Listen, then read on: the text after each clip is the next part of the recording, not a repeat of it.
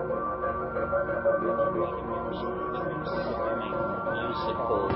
linguistic objects, health machines.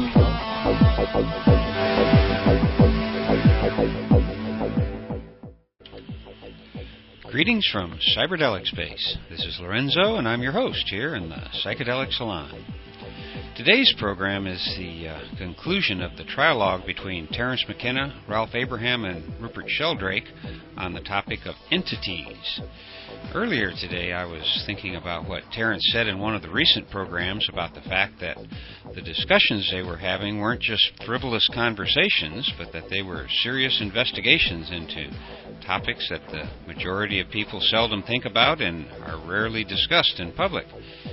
And that, I think, is one of the things that's so appealing about these trialogues. You know, the fact that the three of them were willing to be so public about such speculative issues, I think, is really impressive.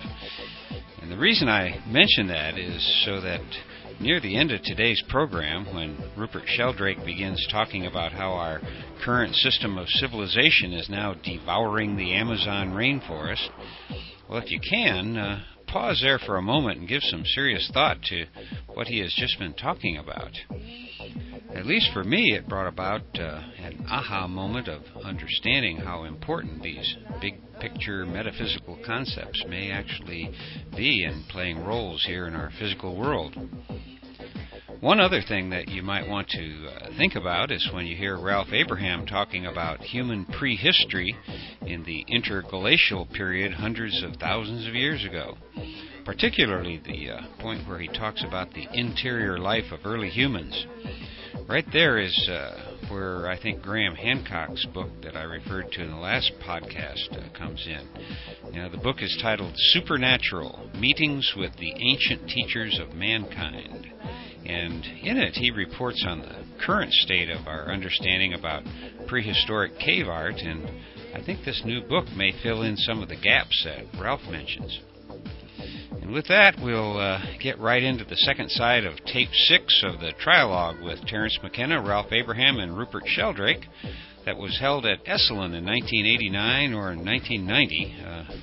The set of 10 tapes weren't really clear about which year they were recorded, only that it was either 89 or 90, so take your pick.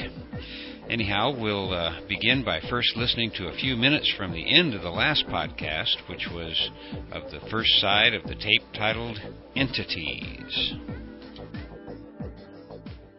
Incenses that were to be burned and yes, special I'll tell you the days. history of that. You probably know it. A.E. Wade is derived from the Enochian. The Enochian is the revelation to John Dee of an earlier magic. And when we look in the literature of the pre-Christian Jews in Jerusalem, and especially in Alexandria, there we find the Merkaba mysticism. In heaven, you know, there's the seventh heaven. I'm in seventh heaven. Actually, there are 8 heavens according to the Merkaba mystics. These are visualized as kind of concentric spheres, and this is a particular visualization of the spirit, of the logos, of the elastic medium between here and the end of the great chain of being, the one God.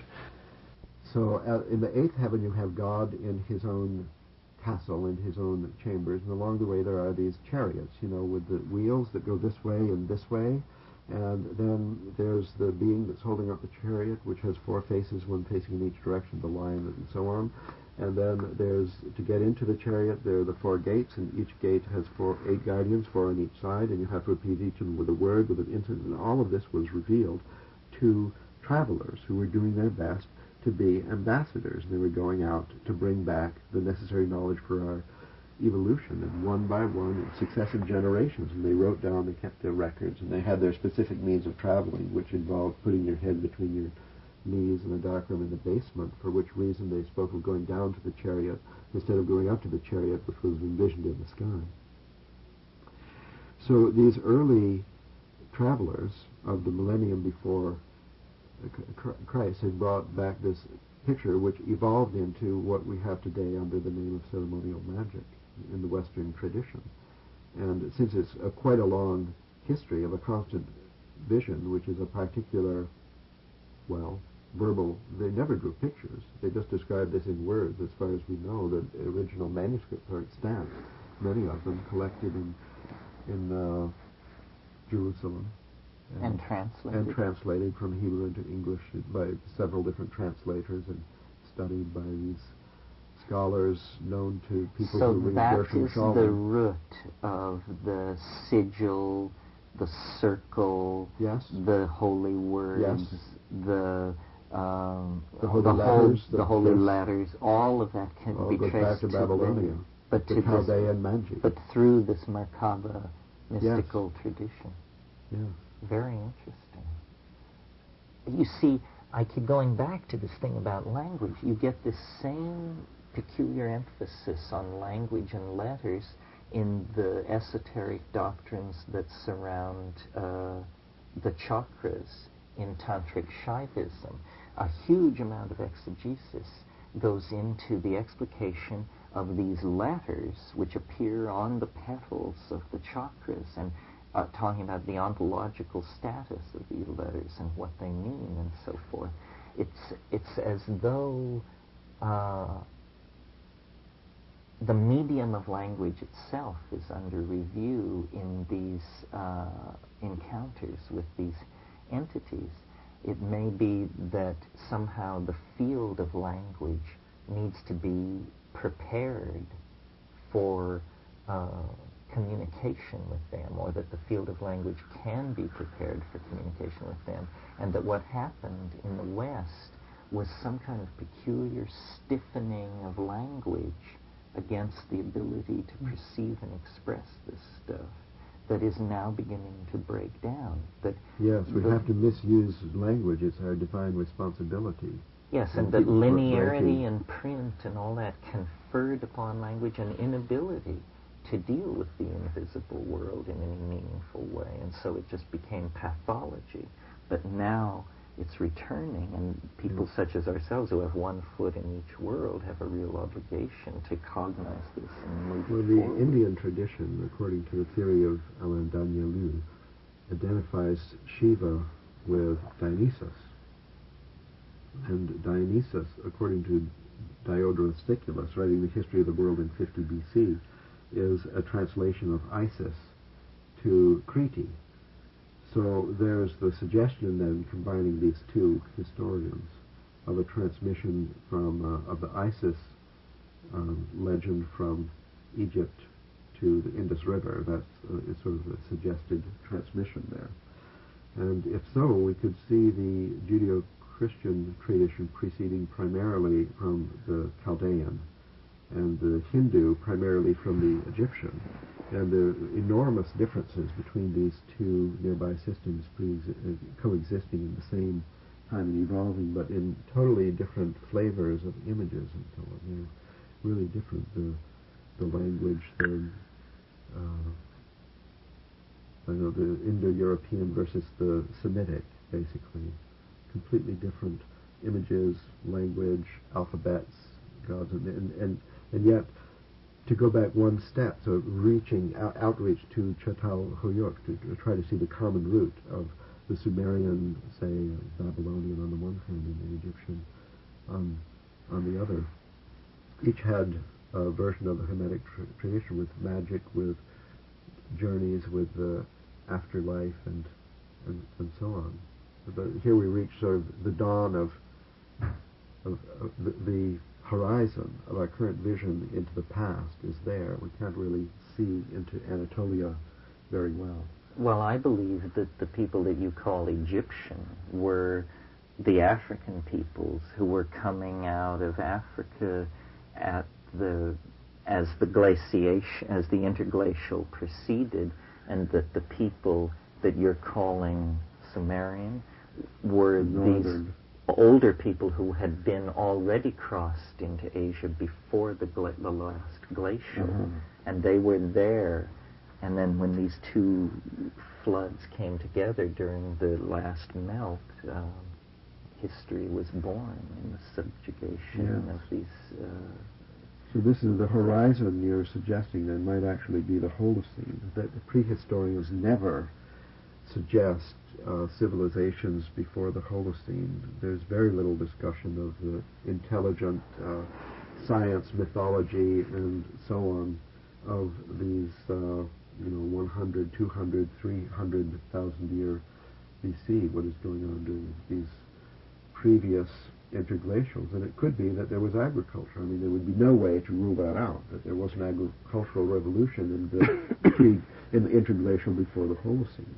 Mm-hmm. So what do they call the Cro-Magnon, or they're the Neanderthals, I guess is the usual word for this period of time. So I'm suggesting they had navigation, they had architecture, they had sacred geometry, and they had astrology, and they had magic and travel and their own images of the heavens and the underworld. All of that tradition comes fully formed into the Holocene interglacial from these previous interglacials, from the memory of people hiding out in caves, preserving their knowledge in cave drawings.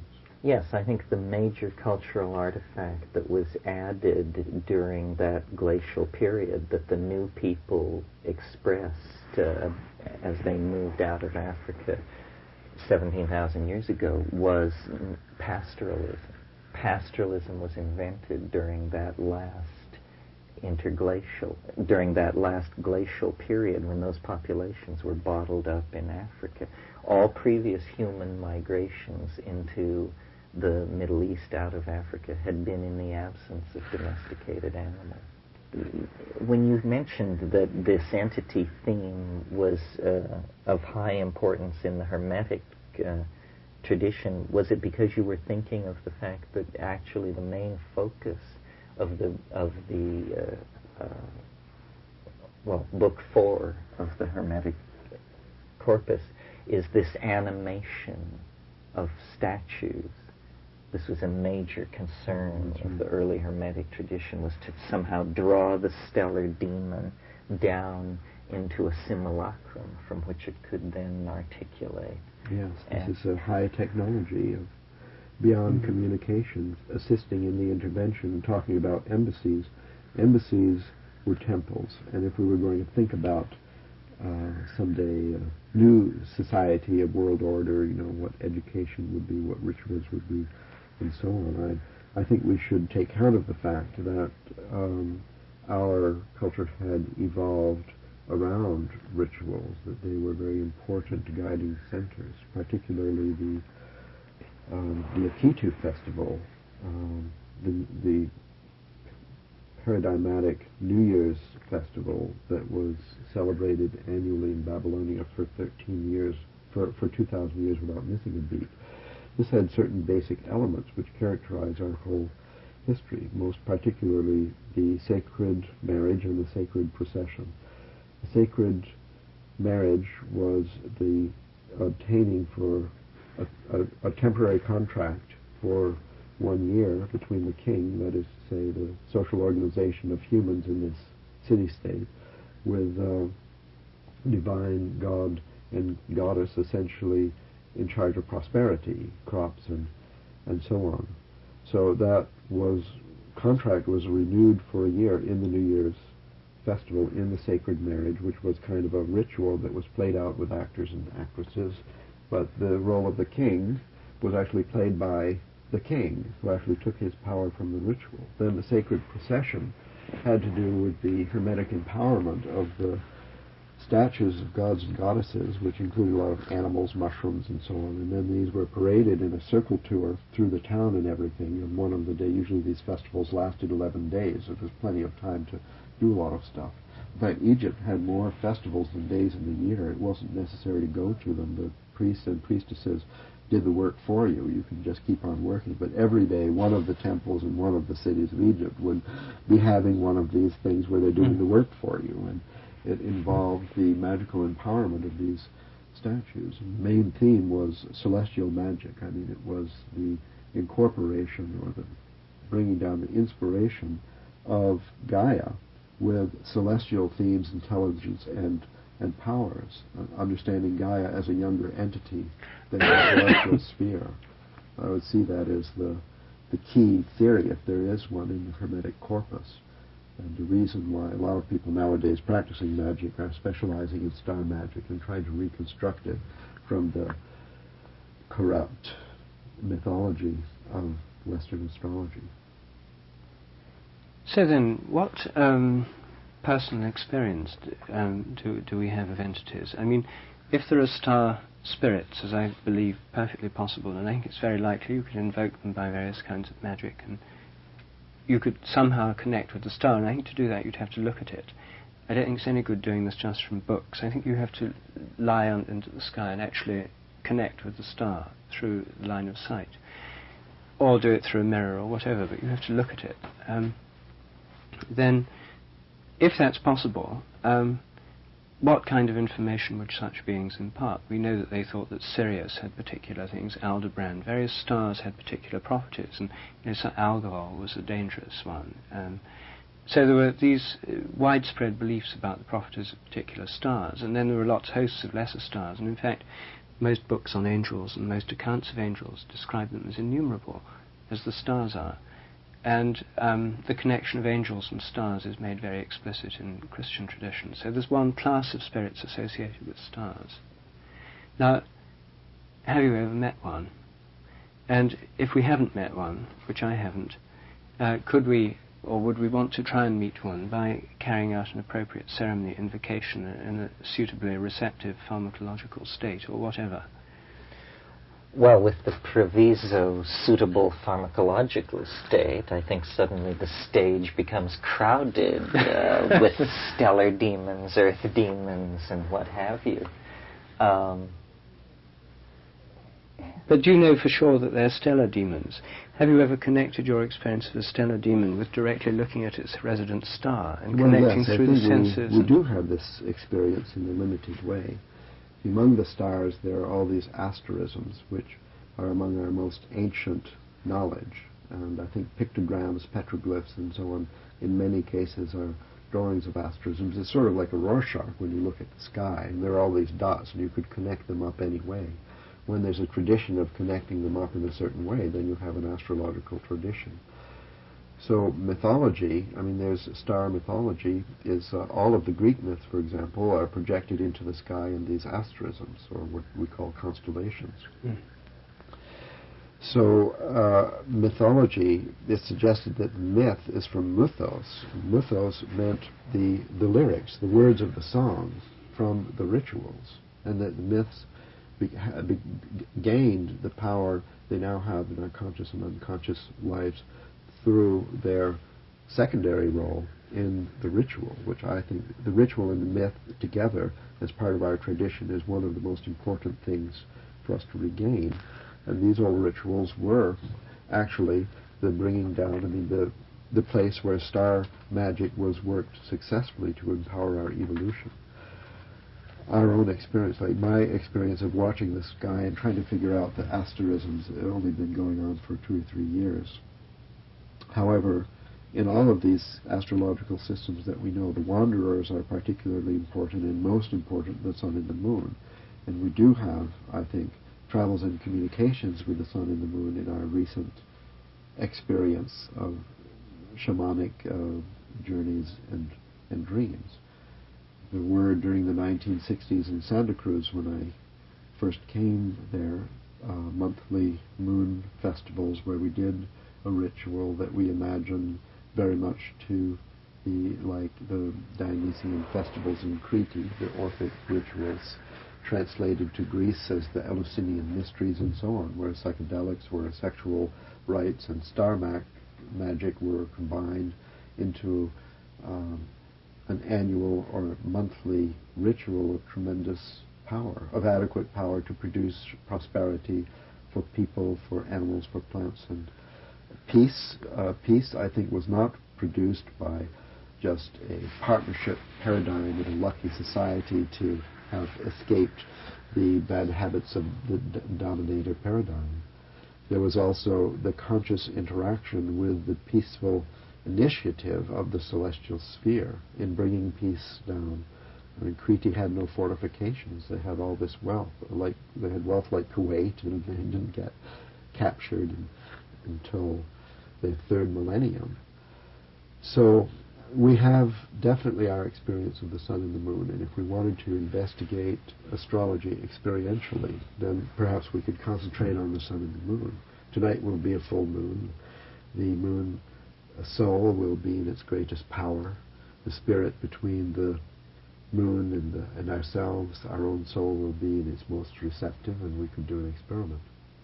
The sun, I think we spoke yesterday of the eclipse of the sun and its the power of this experience in the psyche, and that would be also a place where we could look for a modulation of the influence of the sun soul that occurs when the moon soul passes into a linear, rare, collinear arrangement with our own soul. So those are some experiences that we can have really on a daily basis. The star magicians I came to know in Santa Cruz, who came to my class, they get up every day, every morning and evening, and watch the sunrise and the sunset, no matter how it disturbs their sleep schedule. And I think I have been very affected by sunrises and sunsets in my own life. Since early babyhood, I have a fantastic fascination with sunrise and sunset. In India, I had seen particularly good ones that I felt to be amplified, their meaning amplified by the appreciation of an entire civilization, a whole country appreciating, knowing, taking the meaning, basking in the rays, and giving conscious attention to sunrise and sunset. Surya Namaskar and other greetings. Surya Namaskar. A splendid thing to do with the sun is to greet it on its arrival, and to take note of the fact that it did happen again, which we have no reason to believe that it always will. Well, in our physical environment, we tend to move into cities, move into apartments, exclude nature, push it away from ourselves.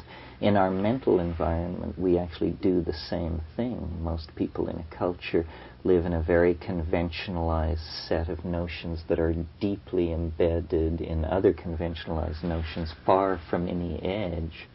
I think when you go to the edges, physically, that would mean deserts, jungles, remote and wild nature. And when you go to the edges in your own mind, meaning meditation, dreams, psychedelics, then you discover there's an extremely rich flora and fauna in the imagination that has simply been ignored because our tendency has always been to look inward, to build inward, and to turn our backs on the raging ocean of phenomena around us that entirely overwhelms our metaphors. Well, it's all the satanic spirit of science, isn't it? I mean, if one says, what was it that caused this blindness, the question you raise, there's something that happened around the 17th century that Milton described so well in Paradise Lost. There was a consciousness of the spirit of Satan, which is what Paradise Lost is largely about. And there's also a taxonomy of the various demons and fallen angels, which act as malevolent powers that somehow influence things like Mammon, the demon of commercial greed. So if Mammon is worshipped, then you have a whole society that's motivated by money, Mammon's instrument, and entirely under the influence of commercial greed, as our own is, obviously, to a very large extent. So here's this personification of Satan, and the primary sin of Satan is pride, turning away from God and declaring his own self-sufficiency. Well, this is precisely the beginning of turning away from God and the angelic and the whole spirit realm and declaring the self-sufficiency of man. It's the humanist illusion. So you then have this humanist point of view, and then from that all God's demons, everything else become projections of the human mind, which now becomes a kind of geocentric universe. I mean, it's like the old geocentric model. You even get it in Ficino, who says man is the measure of all things, when actually the order of intelligence could have been the measure of all things. Exactly, it's humanism. And it's this putting man at the center. That's why this adopting this alternative position of recognizing all the living, of animism, again recognizing the living spirit of all nature and living souls of all nature, is profoundly repugnant to humanism, but yet is the common ground of all human civilization, thought and tradition, apart from this deviation that we're thinking about now. So this blinding is a kind of satanic pride, and the spirit of Satan is the spirit of self-sufficiency, of being in charge, and denial and the spirit of denial of the whole other realm. Like in Goethe's Faust, Faust being the paradigm scientist, selling his soul to the devil in return for unlimited knowledge and power, the paradigm of the entire process. By selling it through ceremonial magic, he invokes Mephistopheles. So the guiding spirit of modern science, according to the Faust myth, is a demon. It's in fact a satanic demon, a fallen angel, Mephistopheles. So how seriously does one take then the role of Satan and of malevolent spirits in this disembodied world? Because they're part of its taxonomy and its landscape in many traditions, not only the Christian.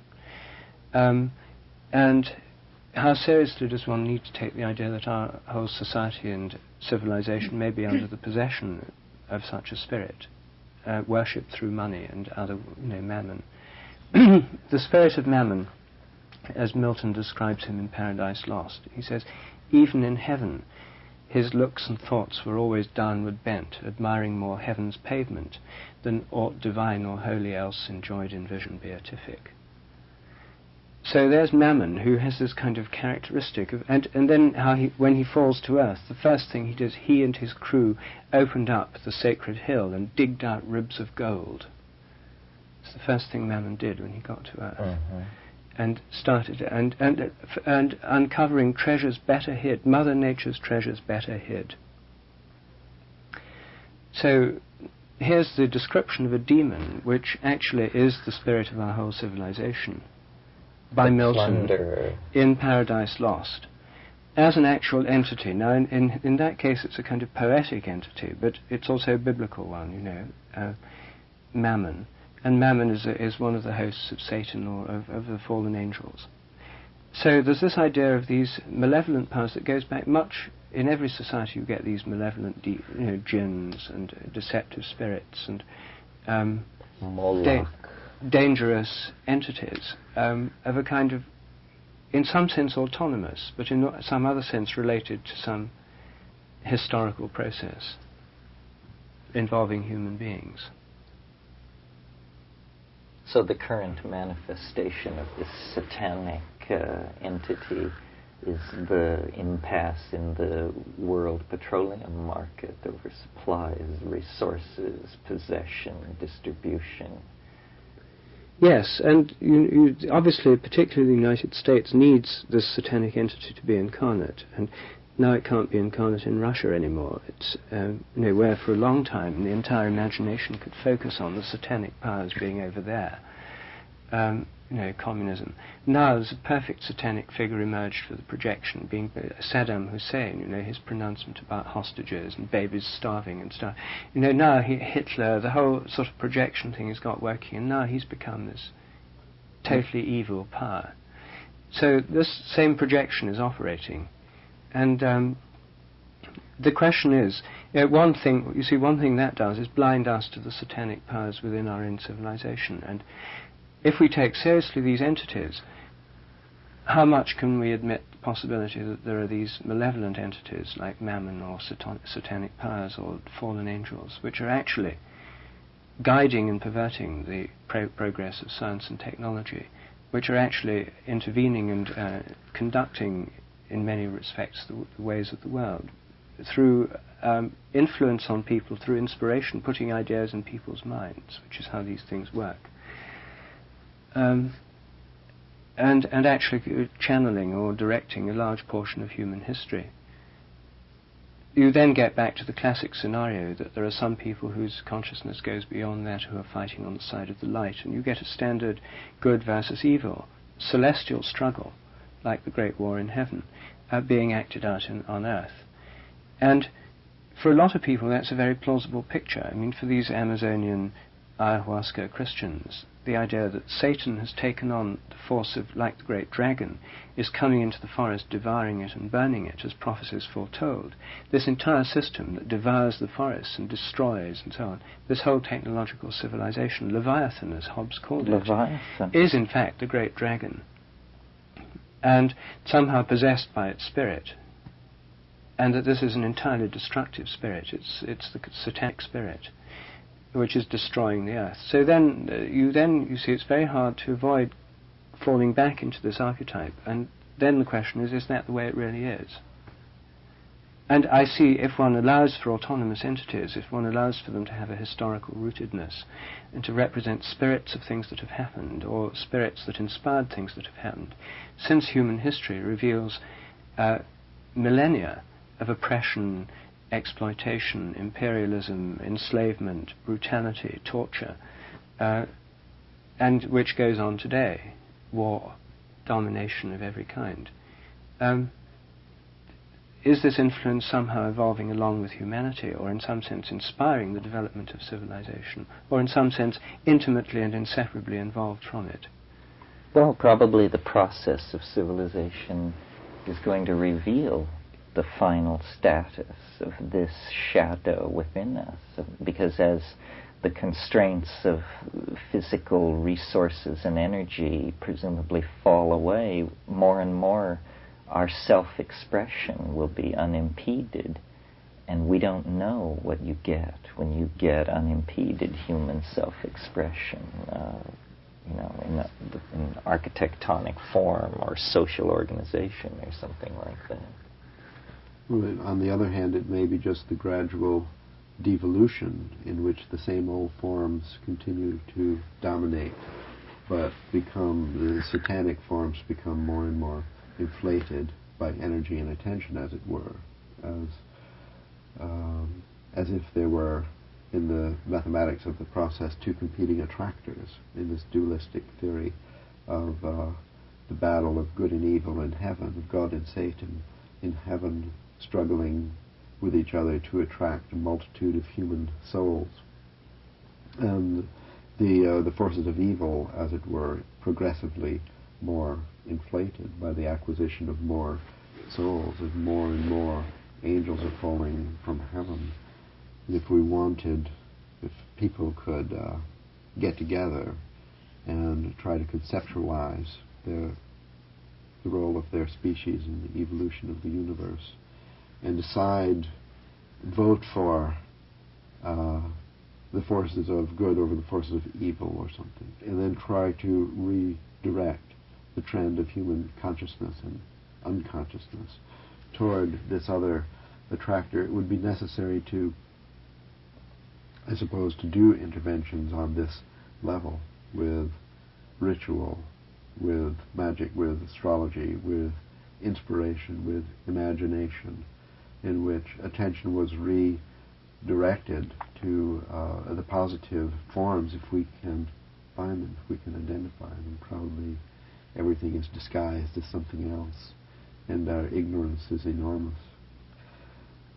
But traditionally, I think through the study of world mythology, ritual, religion, and so on, in the sense of Joseph Campbell, let us say, we could successfully identify the good genies, and then design rituals. Let us say we tried to present music and visual music on MTV and on the World Cable Network, so that people could be exposed to visualizations and harmonizations of these good forms selected from the world history of mythology, religion, and so on. Collect up some of these good rituals, like we felt moon rituals were in the 1960s, and do them, present them on TV and so on. Would they, or would they not, attract souls? And my feeling is that the winning attractiveness of the satanic form somehow is irreversible at this time, as far as the human species is concerned.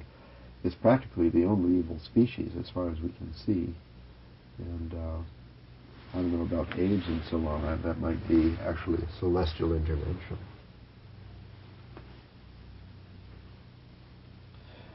The evil forms, satanic images, have been most successful with people, at least during this patriarchal time of the past 6,000 years, which seems to coincide with the dawn of history. So we don't even know exactly what preceded in the early history of our species.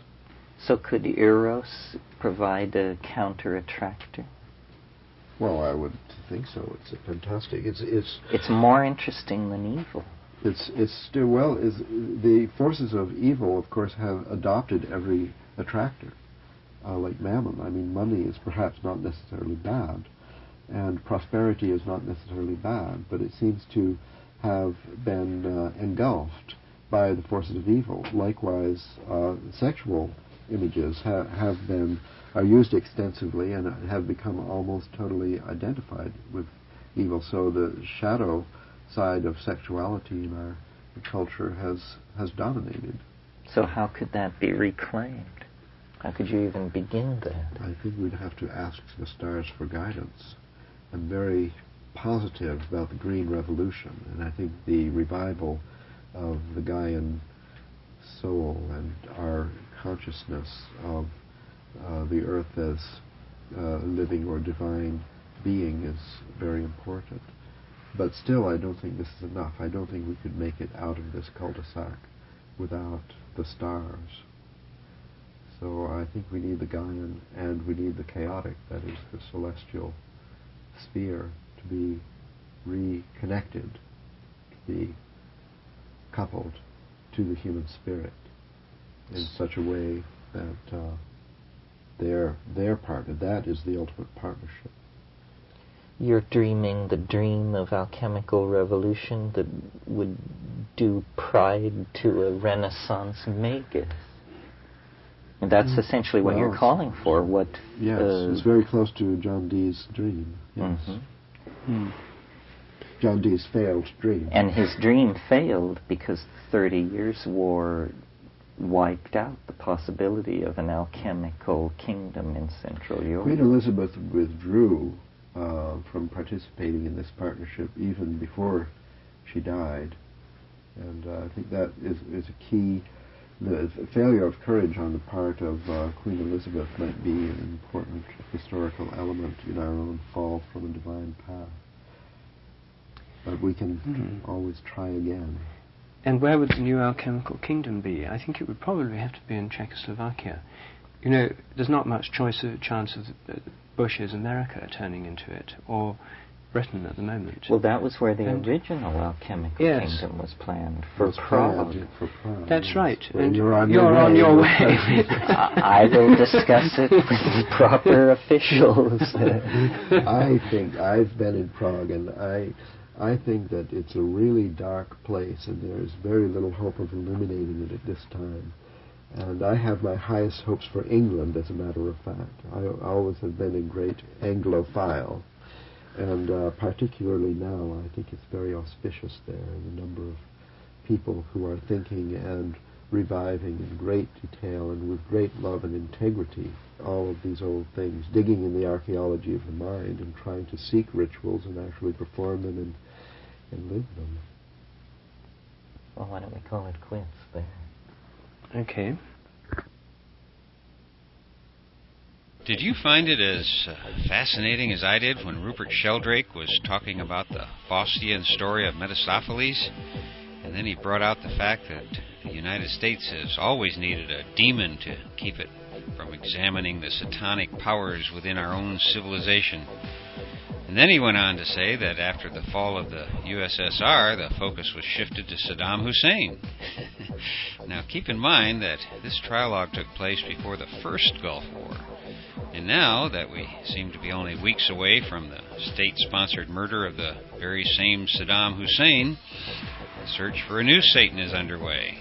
It looks like the American fascists in Washington are focusing on Iran, while the rest of the country, and the rest of the world for that matter, sees the new Satan as that insane little Bush fellow.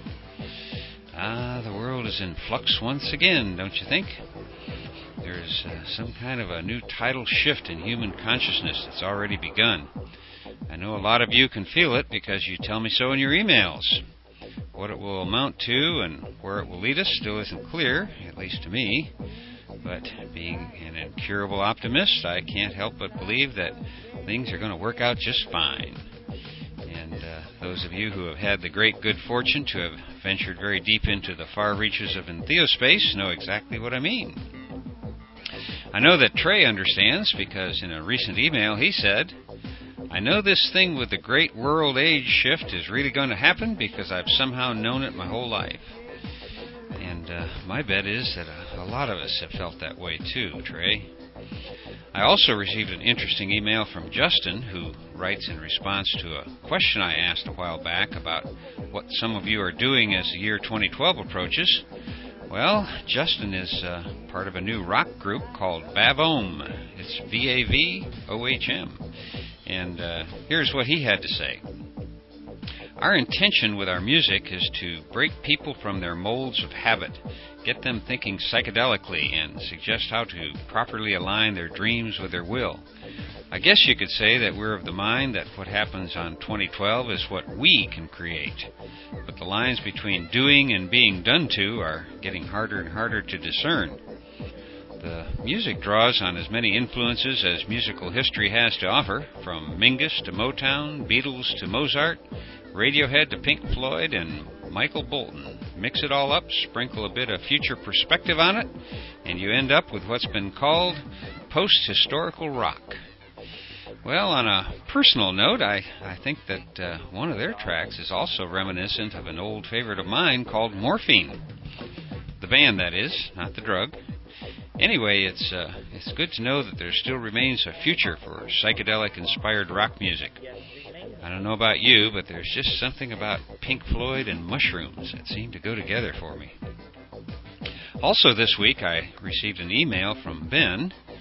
And by the way, I'm not sure if you guys want me to mention your last names here in the podcast or not, and so I'll continue to only use first names unless you specifically tell me otherwise. But Ben, and I hope I'm not breaking a rule here, Ben is also known as Valley Sequence on Arrowwood's Visionary Arts Vault. In fact, Valley Sequence is the featured artist for December 2006. And here's part of what he had to say in his email.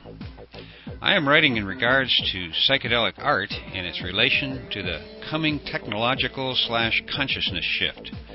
The lecture series by Terence McKenna was very inspiring. When he asked what form this shift would occur or how it would first be seen, it seems that Terence would point to art as the domain for the most future growth. I am a traditional and digital artist and am seeking innovative ways of synthesizing the traditional with the digital and to create expressions that deal with the medium of perception itself. He said that the coming art would be an art with teeth, and that's what I see too." And if you check out his work on the Arrowwood site, you will see what he means. I'm really blown away that an artist this gifted is one of our regulars here in the Psychedelic Salon. And Ben is correct in his observation about Terence McKenna's position on the importance of art. I've heard Terence express that thought from many different directions, one of which is that today's artists are actually creating a new language for us to use in communicating some of the experiences that we have in entheospace. I don't know about you, but when I go to the Arrowwood Vault and look at Ben's painting that's simply titled 4981, I'm swept up in a range of emotions that I experienced a long time ago when I saw, I think I saw a very similar vision one night. And that was only the first painting in the series on Arrowwood. Needless to say, it wasn't the only familiar sight that Valley Sequence captured for me. What an interesting and talented clan we have here in the salon. Before I go, I guess I should mention again that this and all of the podcasts from the Psychedelic Salon are protected under the Creative Commons Attribution Non-Commercial Share-alike 2.5 license. And if you have any questions about that, you can check on the link at the bottom of the Psychedelic Salon webpage, which can be found at matrixmasters.com/podcasts. And if you still have questions, you can send them in an email to me. The address is lorenzo@matrixmasters.com. And thanks again to Chateau Hayuk for the use of their music here in the Psychedelic Salon. And a special thank you goes out to Ralph Abraham and Bruce Damer for seeing to it that the tapes of these trialogues were preserved and digitized. And from the email I've been receiving, I think it's safe to say that there are now thousands of other people around the world who would also like to thank you guys. And for now, this is Lorenzo, signing off from Cyberdelic Space. Be well, my friends, and may you all have a joyous and peaceful new year.